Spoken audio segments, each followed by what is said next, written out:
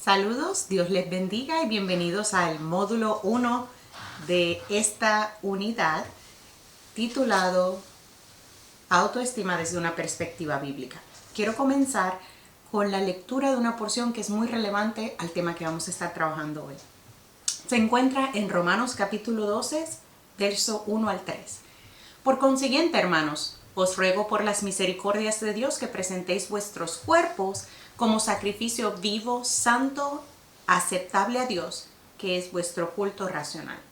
Y no os adaptéis a este mundo, sino transformaos mediante la renovación de vuestra mente, para que verifiquéis cuál es la voluntad de Dios, lo que es bueno, aceptable y perfecto.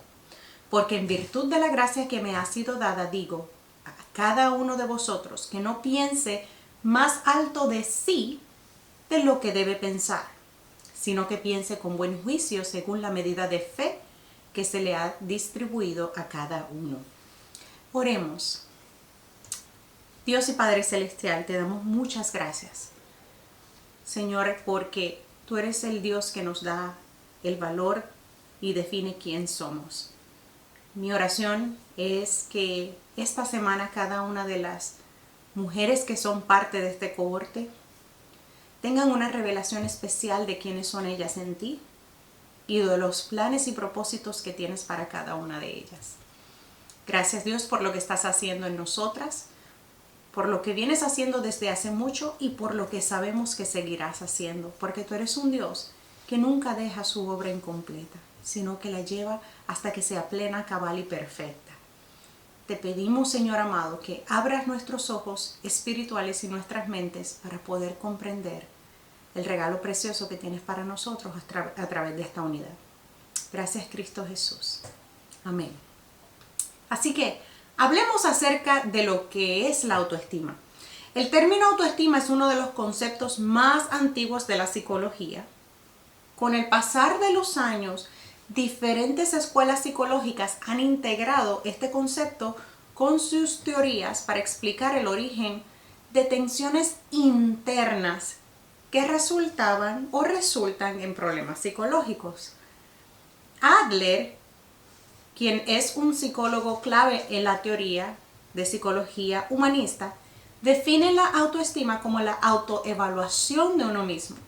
Él explica que la autoestima se relaciona con cuánto nos valoramos, cuánto nos aprobamos, cuánto nos gustamos y apreciamos y cuánto confiamos en nuestras capacidades y habilidades. Pero sobre todo, él define la autoestima como aquel concepto que es un indicador de cuánto nos amamos o aceptamos. La autoestima es una actitud que se deriva de nuestro autoconcepto. El autoconcepto tiene que ver con cómo nosotros nos definimos. Incluye la percepción de la propia identidad, o sea, quién soy y qué me hace ser lo que soy. También tiene que ver con el sentido de responsabilidad y propósito, autocontrol y autonomía. Así que la autoestima y el autoconcepto están muy estrechamente vinculados. La explicación de cómo se forman los trastornos de autoestima varía en función del paradigma psicológico que lo trabaje, ya sea la psicología humanista, el psicoanálisis o el conductismo, incluso la teoría cognitivo-conductual. Desde el punto de vista del psicoanálisis, la autoestima se forma a partir de las experiencias tempranas de la infancia. Por ejemplo, las experiencias de rechazo, abandono, negligencia pueden llevar a una autoestima baja. En el psicoanálisis, la autoestima baja se considera que lleva a la persona a crear un falso yo o máscara que está basado en lo que la persona cree que le hará más aceptable a otros. En otras palabras, es un esfuerzo por prevenir el sufrimiento que proviene del rechazo. Por otro lado, Carl Rogers, que es el máximo exponente de la psicología humanista, propuso que la raíz de los problemas de muchas personas es que se desprecian y se consideran seres sin valor o indignos de ser amados. Adler como les mencioné, también un proponente de la psicología humanista, establece que la autoestima sana se obtiene cuando la persona percibe que ha cumplido expectativas impuestas sobre sí mismo. Y esta persona internaliza un sentido de autosuficiencia y de valía. De acuerdo con Adler, cuando el individuo interpreta que no cumple esas expectativas, entonces es cuando desarrolla un sentimiento de inferioridad. Y para Adler, el sentimiento de inferioridad, que es la fuente del esfuerzo humano, solamente se supera o se logra a partir de lo que él llama la compensación. En este caso es cuando la persona se fija un objetivo o meta para vencer esa sensación de inferioridad. Todos los esfuerzos humanos, desde la perspectiva de Adler, son un intento de compensar ese sentimiento de inferioridad. Y según él, cuando no se logra compensar, la persona puede caer presa de un complejo de inferioridad. Por lo contrario, también él crea la teoría de que hay un complejo de superioridad donde el individuo puede exagerar sus logros por no querer sentirse menos que los demás y por querer sentirse que supera las expectativas de otro. Entonces, hemos visto ya cómo el psicoanálisis y cómo la psicología humanista definen el concepto de autoestima. Hablemos acerca de la teoría cognitivo-conductual. Este paradigma plantea que la autoestima se forma por medio de nuestras experiencias con otros. En eso es consistente con lo que establece el psicoanálisis. Pero la teoría cognitivo-conductual establece que cada interacción lleva a un individuo a concluir algo acerca de sí mismo y con respecto a los demás. La teoría cognitivo-conductual se enfoca principalmente en los pensamientos maladaptativos que una persona internaliza o concluye y establece que esos pensamientos maladaptativos se derivan de lo que estos teoristas llaman esquemas. Los esquemas son mensajes que se vuelven creencias centrales. Son los espejuelos a través del cual la persona interpreta la realidad y cada interacción que tiene con otros. Entonces, desde este punto teórico, cognitivo-conductual, cuando estas creencias centrales se internalizan, entonces la persona desarrolla una idea distorsionada de sí mismo, de los demás y del mundo, incluyendo a Dios, y acerca del futuro. Cada vez que la persona experimenta una situación que activa uno de esos esquemas distorsionados, lo que nosotros llamamos el evento detonante, y en un momento voy a dar unos ejemplos, cada vez que hay un evento detonante que activa uno de esos esquemas distorsionados, la persona genera una interpretación o juicio evaluativo automático en respuesta a una situación o al evento detonante. Esos pensamientos automáticos entonces desencadenan una serie de resultados, porque el pensamiento automático genera sentimientos negativos que usualmente activan una respuesta conductual que es consistente con lo que la persona ha concluido y cómo se siente. Si me van siguiendo, evento detonante, activa el esquema genera un pensamiento negativo, el pensamiento negativo genera sentimientos entonces consistentes con ese pensamiento negativo, y los sentimientos generan como resultado una conducta consistente con el esquema que se activó.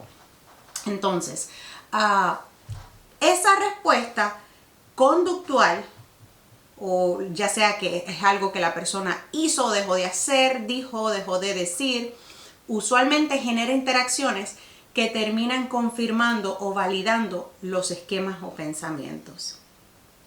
Dentro del paradigma cognitivo-conductual, se considera que los trastornos emocionales como la ansiedad, la depresión, las fobias, los trastornos alimentarios, se originan en los pensamientos maladaptativos y se refuerzan, se mantienen o se continúa ese patrón de repetirse por medio de las conductas que resultan de estos pensamientos. Entonces, ¿qué hace un terapista cognitivo-conductual? El terapista cognitivo-conductual se enfoca en ayudar a las personas a identificar esas creencias centrales distorsionadas, mostrarle cómo impactan las actitudes, las emociones y las respuestas ante las situaciones del día a día. Y entonces el terapista le enseña a la persona cómo modificar esos pensamientos y reemplazarlos con pensamientos más adaptativos. Voy a mostrarles aquí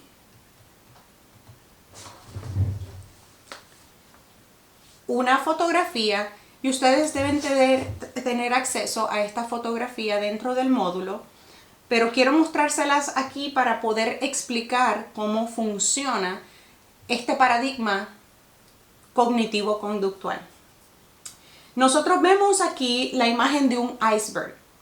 Me encanta pensar en estos términos usando la imagen del iceberg, porque el iceberg siempre hablamos de la punta del iceberg. Es aquello que es observable desde la superficie, pero sí sabemos que lo que nosotros observamos sobre la superficie es solamente un porcentaje de lo que hay debajo.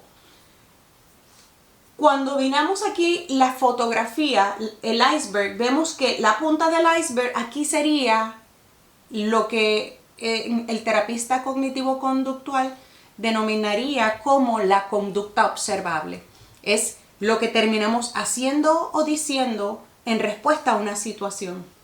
Lo demás, que son nuestros pensamientos y nuestros sentimientos, eso está bajo la superficie. La gente cuando mira a una persona actuar solamente puede observar las conductas.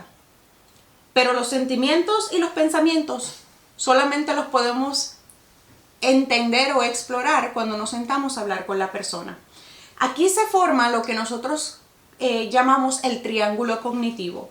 ¿Por qué un triángulo? Bueno, básicamente esto lo que comunica es que nuestros pensamientos, nuestros sentimientos y nuestras conductas están conectados.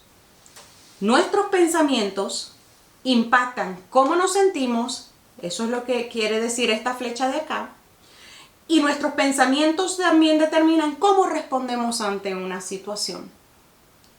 Por otro lado, nuestros sentimientos impactan cómo respondemos a la situación, así que vemos que hay una conexión entre esos tres elementos del triángulo. Lo que vemos en el centro es lo que hace un momento les comentaba que nosotros le llamamos los esquemas. Los esquemas son esos espejuelos, esos lentes por medio de los cuales nosotros evaluamos el mundo. Y esos esquemas por lo regular incluyen información acerca de mí mismo, de los demás y del futuro. Les voy a dar un ejemplo de esquemas que a menudo encontramos en las personas que acuden a la consejería. Pensamientos acerca de ellos mismos serían: soy inservible, soy indigna, yo no soy lo suficientemente buena, no soy digna de amor. Esos son ejemplos de esquemas negativos acerca del yo. En cuanto a otros esquemas que a menudo encuentro en la terapia, es cuando las personas dicen: es que yo no puedo confiar en los demás porque las demás personas traicionan, abandonan y lastiman. Eso es un esquema que muchas veces está bien arraigado y entendemos cómo se origina. Muchas veces cuando exploramos de dónde vienen esos esquemas, es que esta persona desde una edad temprana, empezando por sus cuidadores, tuvo experiencias de rechazo, de abandono, de traición. Entonces el mensaje que ellos internalizan es: los que están allá afuera no son confiables. Por otro lado, hay personas que internalizan: Dios no es un Dios bueno, o Dios no me va a ayudar, o no, ¿por qué voy a pedirle ayuda a Dios si nunca Él ha estado ahí para mí? Eso es un ejemplo de un esquema negativo que incluye la visión de Dios. Esquemas negativos acerca del futuro serían cosas como, por ejemplo, el futuro solo traerá decepción. Lo que será, será. No tiene caso hacerle el esfuerzo porque al final nada va a cambiar. Entonces vemos ese esquema negativo acerca de tener cualquier poder para impactar mi vida futura. Muchas veces las personas que internalizan un esquema así acerca del futuro son personas que terminan sintiendo muchísima desesperanza y falta de motivación para iniciar cualquier cosa. El esquema del futuro acerca de ¿por qué? ¿Para qué molestarme? Porque es muy típico en personas que padecen de depresión. Entonces, quiero darles un ejemplo de cómo funcionaría estos esquemas cuando hay un evento detonante. Miremos la secuencia de activación de los esquemas. Por ejemplo, en este caso, el evento detonante es nadie me llamó en mi cumpleaños. Ese evento detonante inmediatamente activa el esquema que la persona ya ha internalizado por sus experiencias tempranas. ¿Cuál es el esquema que estamos utilizando en este ejemplo? Nadie me llamó en mi cumpleaños, el esquema es yo no valgo. Cuando se activa el esquema, entonces vienen los pensamientos negativos. En esta iglesia todos son iguales, todos me rechazan. Cuando se genera ese pensamiento negativo, los sentimientos asociados son coraje, miedo, dolor. Y como resultado, la respuesta conductual sería, yo no voy a ir más a esa iglesia. Y muchos de ustedes conocen personas que van brincando de iglesia en iglesia. Y a menudo nosotros utilizamos la frase de el problema no está en la iglesia, el problema se muda contigo. Y es correcto concluir eso, porque el problema es que donde quiera que una persona que tiene un esquema negativo vaya, esos esquemas van a ser activados por sus experiencias con las personas. En este ejemplo, asumamos que la respuesta conductual es que se fue de la iglesia y se fue a una nueva iglesia. Pero lo que eso está haciendo es reforzando, por otro lado, el esquema de yo no valgo. Me he tenido que ir de 4 iglesias, en ninguna me han valorado, entonces yo no valgo. Esto es a lo que me refiero, que dentro de la teoría cognitivo-conductual, nuestras respuestas son vistas como entonces aquello que nos mantiene en un ciclo vicioso, donde mis respuestas terminan llevando a interacciones que refuerzan ese esquema. Me llama mucho la atención la teoría cognitivo-conductual porque es muy consistente con lo que dicen las escrituras acerca del poder de nuestra mente y la importancia de nuestros pensamientos, como leíamos al principio en el libro de Romanos. En el caso nuestro, quiero que miremos otros versículos bíblicos que hablan acerca de la importancia de nuestros pensamientos. Por ejemplo, Proverbios 7:23 dice, pues tal como piensa dentro de sí, así es él. Lucas 6:45 dice, el hombre bueno del buen tesoro de su corazón o mente, saca lo que es bueno. Y el hombre malo del mal tesoro saca lo que es malo, porque de la abundancia del corazón, mente, habla su boca. Filipenses 4, del 8 al 9, dice, por lo demás, hermanos, todo lo que es verdadero, todo lo digno, todo lo justo, todo lo puro, todo lo amable, todo lo honorable, si hay virtud alguna, o algo que merece elogio, en esto mediten. Lo que también han aprendido y recibido y oído y visto en mí, esto practiquen, y entonces el Dios de paz estará con ustedes. Este versículo es clave porque nos habla acerca del secreto de la paz. Y nos dice que el secreto de la paz está en aquellos pensamientos, en aquello que ocupa el espacio de nuestra mente y lo que es nuestra meditación. Y regresando a Romanos 12, que nos invita a no conformarnos a este mundo, sino a ser transformados mediante la renovación de nuestra mente, para que nosotros así podamos discernir cuál es la voluntad de Dios para nuestras vidas. Así que este pasaje nos da una puerta de entrada acerca de la importancia de tener un autoconcepto que es congruente con la realidad según la define Dios. El pasaje establece, digo a cada uno de vosotros que no piense más alto de sí de lo que debe pensar, sino que piense con buen juicio, según la medida de fe que Dios le ha dado a cada uno.